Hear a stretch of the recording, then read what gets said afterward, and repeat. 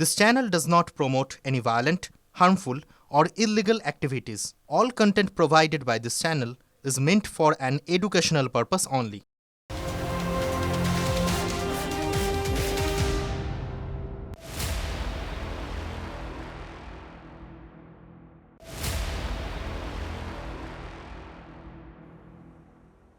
টিভি9 বাংলায় স্বাগত। Full and final নিয়ে আত্রের সঙ্গে রয়েছে আমি শর্মিষ্ঠা। আত্রে, আজ মঙ্গলবার, কিন্তু রাজ্য রাজনীতিতে বাইরে আবহাওয়া ঠান্ডা হলেও বেশ গরম আবহাওয়া হচ্ছে রাজনীতিতে। কেন বলছি, অমিত শাহ তিনি যেমন এসেছেন রাজ্যে, তিনি গুরুত্বপূর্ণ বৈঠক এসেছেন এবং আজ সকাল সকাল দেখলাম কি রাজ্যের শাসক দলকে, তৃণমূলকে বেশ কয়েকজন তৃণমূল নেতার নাম ধরে ধরে নিশানা করলেন।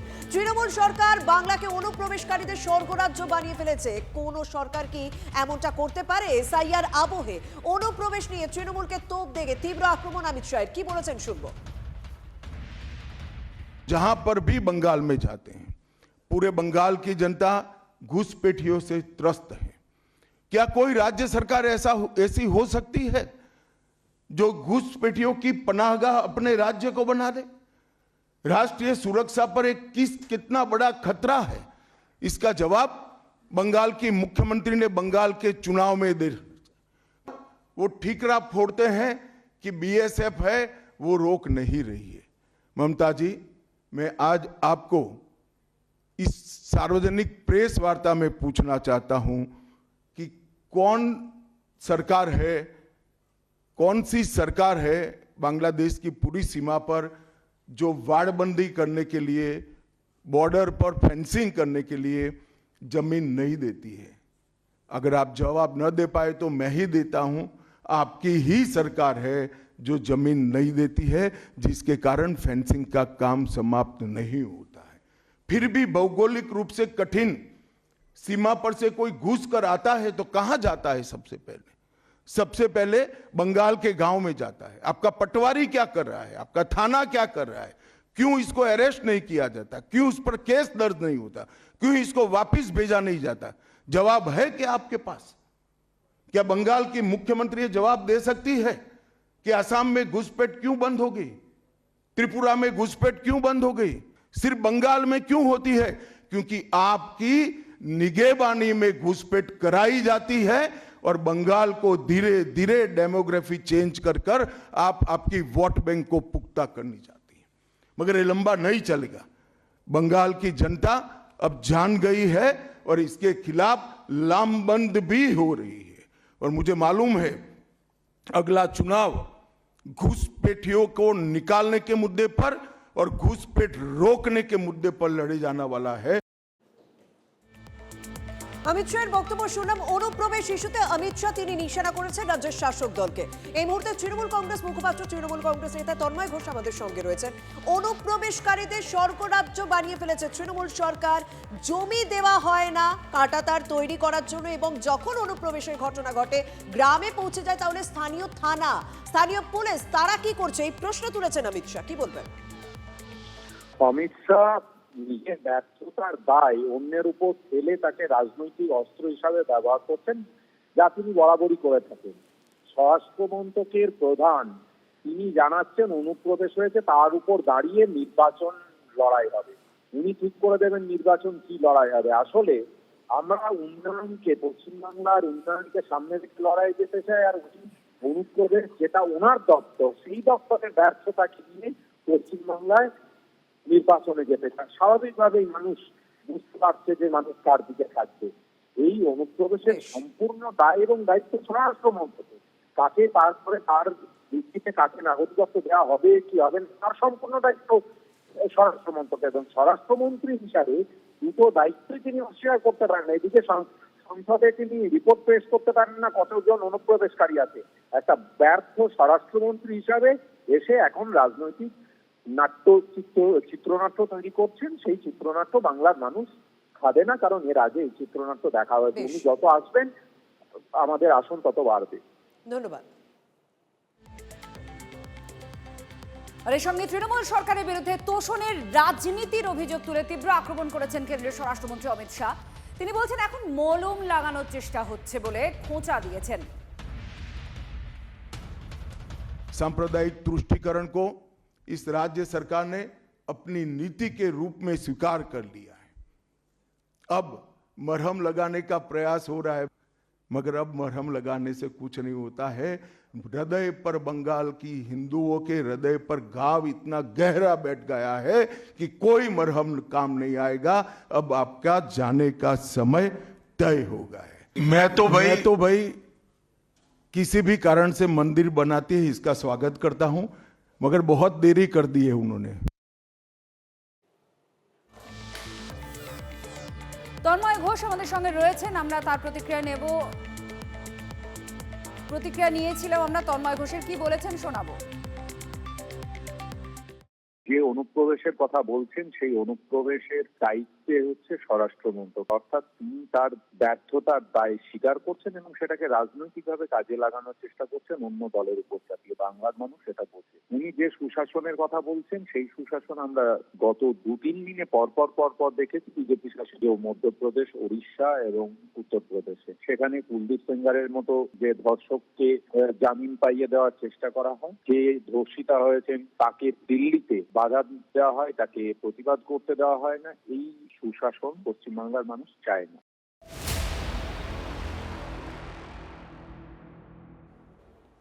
এসআইআর আবহে বেশ কিছু অভিযোগ আমাদের সামনে আসছে যেগুলো সত্যি দৃষ্টি কাটছে। বাবার নাম রামকৃষ্ণ, মা শারদামণি।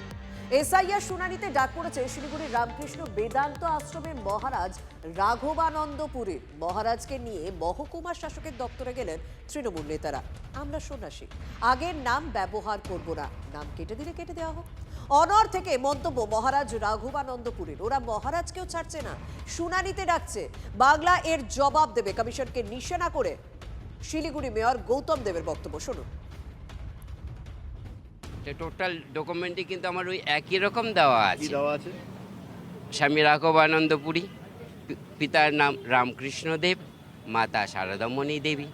এটা পরম্পরা কিন্তু আমার ওই 2002-এর পর থেকে কিন্তু ডকুমেন্টগুলোতে আমার তাই দেওয়া রয়েছে। এসডিও স্যার আমার পাসপোর্ট দেখে বললেন যে একদম স্যাটিসফ্যাকশন, সব ঠিকঠাক আছে, কোনো অসুবিধা হয়নি। আমি বলি যে একদম যেটা হচ্ছে একদম এটাও ঠিক আছে, যে যা চিন্তাধারায় কিন্তু একদম কোনো ব্যাঠিক নয়। হোক না, সমাজে প্রত্যেকটি কাজই কিন্তু ভালো কাজ। আমি এটাই সাপোর্ট করব যে ভালো কাজ হোক সমাজে। এসআইআর শুনানিতে বেশ কয়েকজনকে ডাকা হয়েছে, সেই নিয়ে অনেক সময় নানা অভিযোগ, নানা বিষয় উঠে আসছে। তবে এই বিষয়টা যেখানে ফর্মে মহারাজের বাবা নামের জায়গায় লেখা রয়েছে রামকৃষ্ণ এবং মা শারদা, সেই জায়গাটা কোথাও কি শিলিগুড়ির মেয়র গৌতম দেব এই বিষয়টাকে কেন তুলছেন, কেন কমিশনকে এই বিষয়টা নিয়ে নিশানা করছেন জানবো।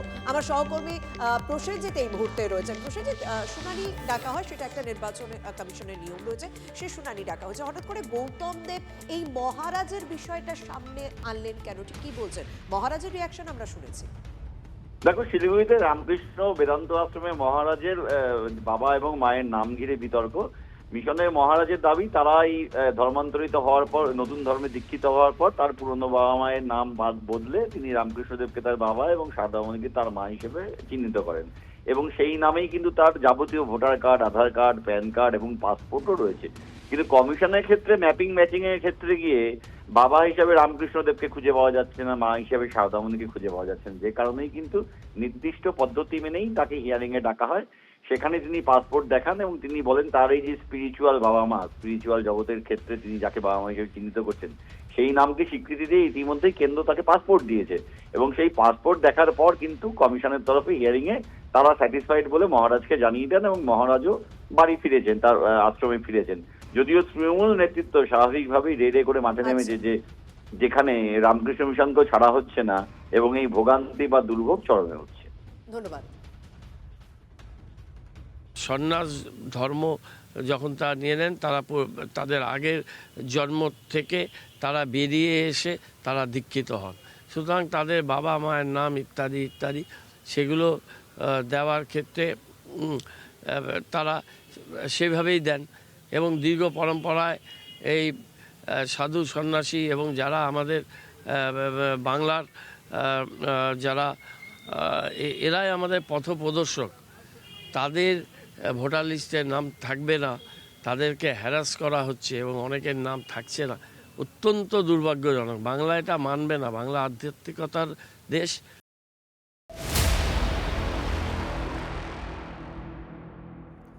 এসআইআর এর শুনানি চলছে, আর সেই শুনানি কেন্দ্রের ভেতরে তৃণমূলের BLA 2 কে বসতে দিতে হবে। আবার এই দাবি, আর এই দাবি এবার উঠেছে শামসেরগঞ্জের বিধায়ক আমিরুল ইসলামের নেতৃত্বে বিডিও অফিসের সামনে বিক্ষোভ দেখায় তৃণমূল।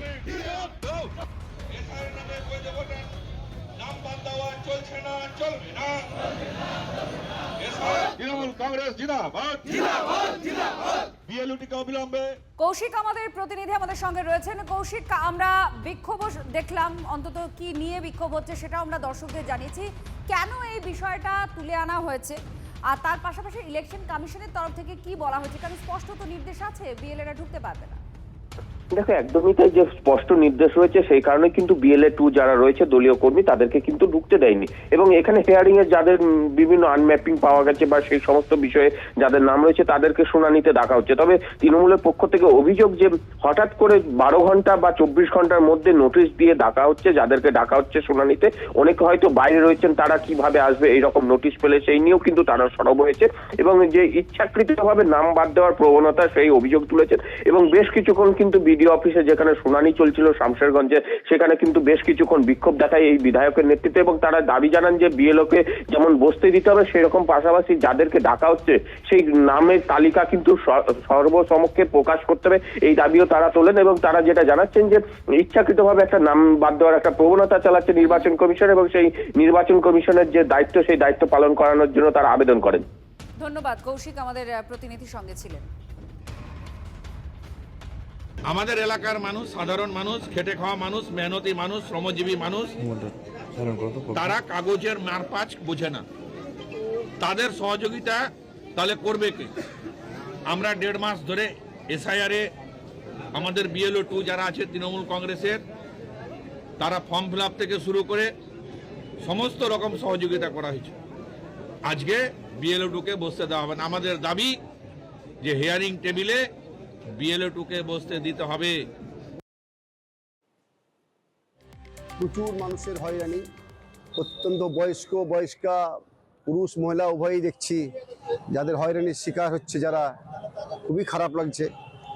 অসুস্থ মানুষ আসছেন দেখছি এখানে, যারা ঠিকভাবে চলাফেরা করতে পারছে না। তাছাড়া একটা ওয়ার্ডের গোলমালেও তাকে ডাকা হয়েছে। আজকে যারা বিক্ষোভ দেখাচ্ছে সরকার পক্ষের লোকজনেরা, এটা আমি মনে করি এটা লোক দেখানো ছাড়া আর কিছু না।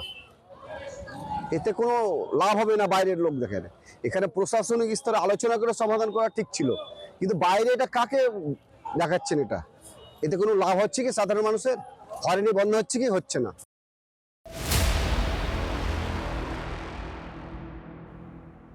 তবে এই যে BLA 2, তাদের কিন্তু ক্যাম্পের ভেতরে ঢুকতে দেওয়ার জন্য এখনো অশান্তি চলছে বেশ কিছু জায়গায়।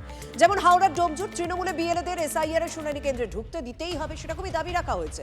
ডোমজুর বিডিও অফিসের সামনে BLA 2-দের নিয়ে বিক্ষোভ তৃণমূল নেতার। নির্বাচন কমিশনের বিরুদ্ধে স্লোগান দেওয়া হয়। জগৎবল্লভপুরের তৃণমূলের ব্লক সভাপতি সুবীর চট্টোপাধ্যায় এবং ডোমজুরের তৃণমূল যুব ব্লক সভাপতি নুরাজ মোল্লার নেতৃত্বে রাস্তায় বসে বিক্ষোভ চলে। আমরা এই রাস্তায় এখানে বসে বলবো, পাবলিক নিয়ে বসে বলবো, আমরা দেখালে তারপরে আমরা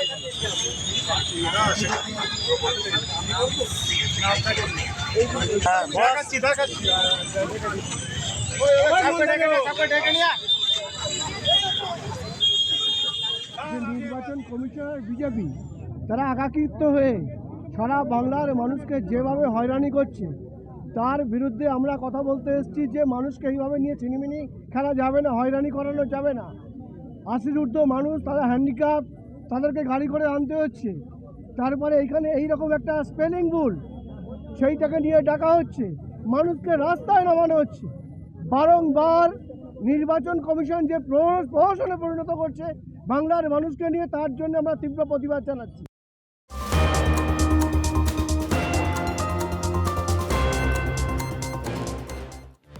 2002 সেই ভোটার লিস্টে নাম নেই। অ্যাম্বুলেন্সে করে এসআইআর শুনানি কেন্দ্রে আসতে হয়েছে সুনীল বারুইকে। দীর্ঘদিন ধরে তিনি শয্যাশায়ী। পরিবারের দাবি ইলেকশন কমিশনের কাছে আবেদন তারা করেছিলেন যাতে বাড়িতে হিয়ারিং হয়, কিন্তু তার বয়স 85-র ওপরে না হওয়ায় শুনানির আবেদন নাকচ করে দেয় কমিশন। তাই বাধ্য হয়ে অ্যাম্বুলেন্স ভাড়া করে আসতে হয় শুনানি কেন্দ্রে। কমিশনের জন্যই মানুষের এত ভোগান্তি। তৃণমূল এইভাবেই আক্রমণ করছে, যদিও খুব দ্রুততার সঙ্গে সুনীল বারুইয়ের শুনানির কাজ শেষ করে কমিশন তাকে ছেড়েও দেয়।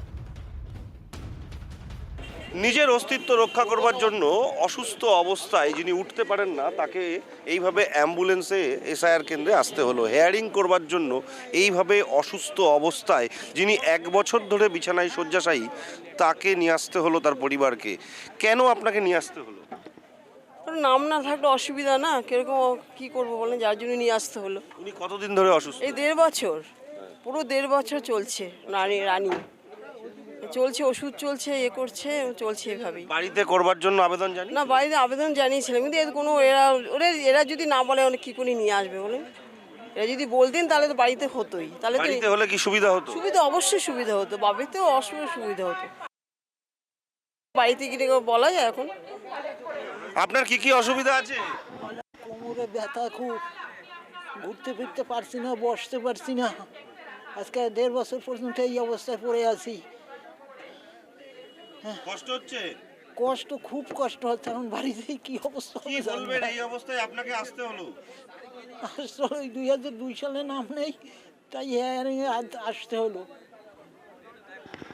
অসুস্থ শরীর নিয়ে 2002 সালে নাম নেই, যদিও এই আনম্যাপড হয়ে যাওয়ার পর তার বাড়িতে বসেই এই কাজটা করে নেওয়া যেত। এসডিও বিডিও সকলের কাছেই আবেদন করেছিল পরিবারের তরফ থেকে, কিন্তু সেই আবেদনে সাড়া দেয়নি। আর সেই কারণে এই অসুস্থ অবস্থায় অ্যাম্বুলেন্সে করে এখানে আসতে হলো হেয়ারিংয়ের জন্য। যদিও গাড়ির মধ্যে তার হেয়ারিং করে তাকে দ্রুততার সঙ্গে ছেড়ে দেওয়া হচ্ছে, কিন্তু বাড়িতে আবার তিনি যে অবস্থায় আছেন সেই অবস্থাতে ফিরবেন নাকি আরও বেশি অসুস্থ হয়ে পড়বেন, সেই প্রশ্ন থেকে যাচ্ছে। TV9 বাংলার জন্য সুকান্ত মণ্ডলের সঙ্গে দীপঙ্কর দাসের রিপোর্ট, উত্তর 24 পরগনা। নির্বাচন কমিশনের প্রহসন, একটা মানুষ দীর্ঘ 1 বছর ধরে বিছানায় শয্যাশায়ী, ওর কোমরে অসুবিধে। আমি গতকালকে এসডিওকেও ফোন করেছিলাম, এখানে এসে বিডিওকেও ফোন করলাম। ওর আজকে হিয়ারিংয়ের ডেট ছিলেন, পরিষ্কার বলে দিলেন তাদের কাছে কোনো ইনস্ট্রাকশন নেই, হিয়ারিং ফিজিক্যালি আসতে হবে। এটা অদ্ভুত নৈরাজ্যের সৃষ্টি হচ্ছে এবং সাধারণ মানুষের জীবন ওষ্ঠাগত। অ্যাম্বুলেন্সে করে পর্যন্ত তাদেরকে এসে পৌঁছে প্রমাণ করতে হচ্ছেন তারা সত্যি জীবিত আছেন, তারা এদেশের বাঙালি, তারা ভারতীয়, তার প্রমাণ করবার জন্য এই মুমূর্ষু মানুষ আজকে এখানে এসে হিয়ারিং করলেন।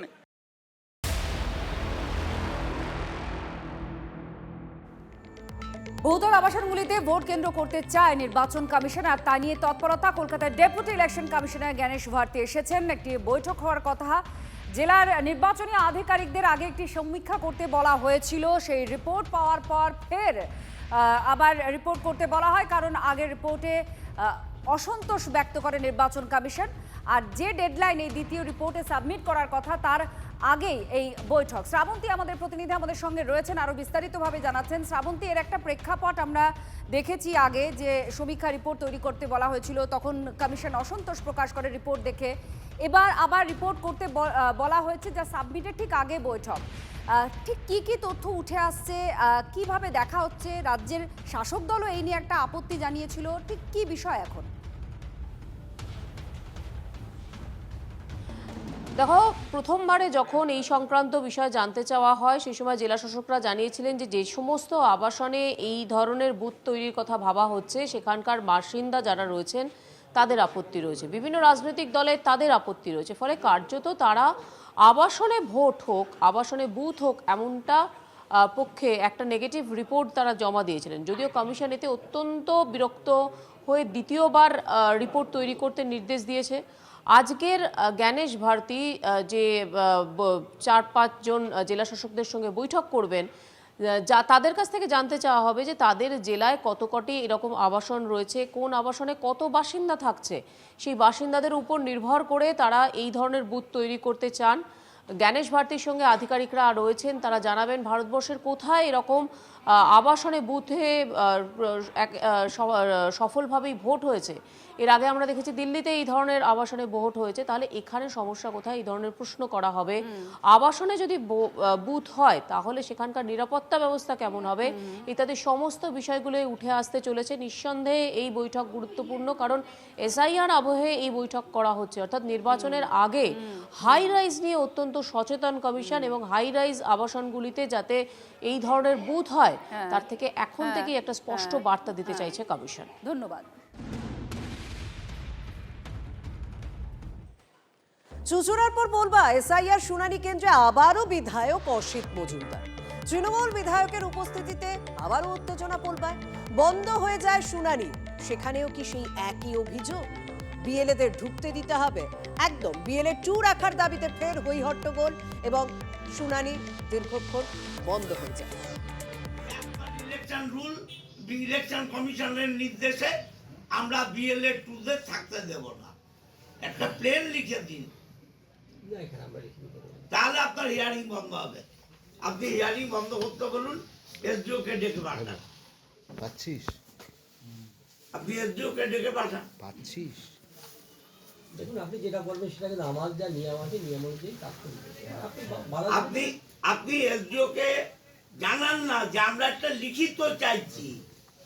দেখুন, আমি তো লিখিত অথরিটি কেউ নেই, আপনাকে ইলেকশন রুল ইলেকশন কমিশনের নির্দেশে যে নির্বাচন কমিশন আপনাদের যেখানে লাইন করাচ্ছে এটা অগণতান্ত্রিক। আপনাদের নাম ভোটার লিস্টে থাকার পরেও নির্বাচন কমিশন আপনাদের অসম্মান করছে। এই লাইন দিয়ে আপনাদের মানসিক অশান্তিতে রাখছে। আপনারা এই হিয়ারিং করার পক্ষে কি পক্ষে নয়? এই হিয়ারিং হবে কি হবে না বলুন? কি চাইছেন আপনারা? আপনাদের নাম বাদ দেওয়ার ষড়যন্ত্র করছে এরা, আপনারা সেটা মানবেন? তাহলে কি করবেন? আপনারা এই হিয়ারিং বন্ধ করবেন? বন্ধ করতে চাই। বন্ধ করতে চান? হিয়ারিং বন্ধ রাখুন আপাতত। আমাদের লিখে দেবে যে বিএলএ 2 থাকবে এখানে, তবে হিয়ারিং হবে, না হলে হিয়ারিং বন্ধ থাকবে। বন্ধ রাখুন। দয়া করে আমাদের একটা লিখিত দিয়ে দিন না। নির্বাচন কমিশন আপনাদের বলেছে তো বিএলএ 2 থাকা চলবে না।